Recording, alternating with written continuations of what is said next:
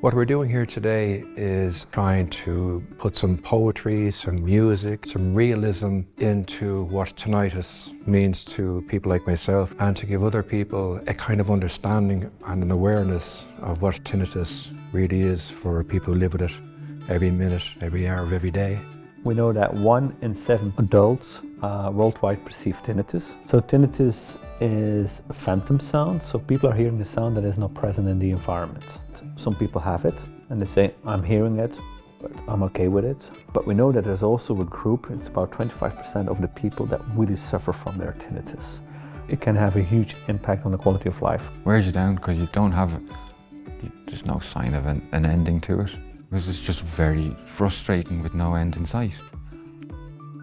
One of the things that we wanted to do is to bring people with lived experience into conversation. How do we create a safe space for people to talk about tinnitus so that they will actually engage with us, researchers, to try and develop strategies that actually work for them? Otherwise, we're kind of shooting in the dark. So today we wrote a song about tinnitus, and everybody spoke about all their experiences living with tinnitus, and in each verse we told a story of a day in the life of a person living with tinnitus. We talked about in depth about what it feels like, and the noise can be pretty familiar, too familiar. You know, there's nothing really to mask it. It's an emotional thing, it's draining. It's like feeling, it's like tasting, it's like seeing. Sound, to me, feels like a physical object. It has a weight. I would be very aware of tinnitus, working as a musician playing live or in the studio, you know, wearing headphones. And I would have a lot of friends that would suffer with it. But to actually hear it from everybody today, how it affects their every single moment. I learned so much I wouldn't have known before. There was something about today and the opportunity to really help people to come up with ways in which they could encourage other people to see the world the way they see it, or more importantly, hear the world the way they hear it. And just the understanding I have now, it's so much more authentic, I guess. The stories that we've heard today informs ways in which we can actually develop coping strategies. Myself included, we do a lot of work encouraging people with lived conditions and with disabilities and with other identities to come and meet with researchers in order to put some words on what they're experiencing, because the researchers need to understand what this feels like from the inside.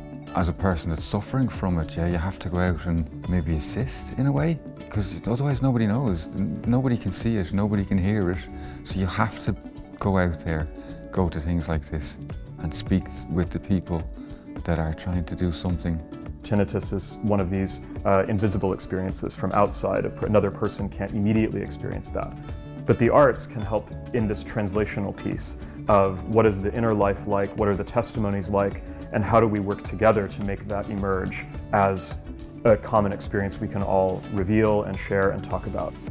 I've never done anything like that before. It's completely new, and it was absolutely amazing. I would never thought possible within a few hours. For me today, I've had moments that I've looked at total strangers and they've nodded in agreement as to what it is you feel.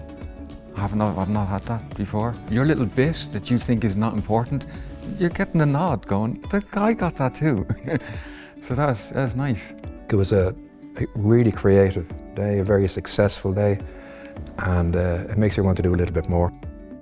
We need to create more and more awareness about tinnitus and how devastating it could be.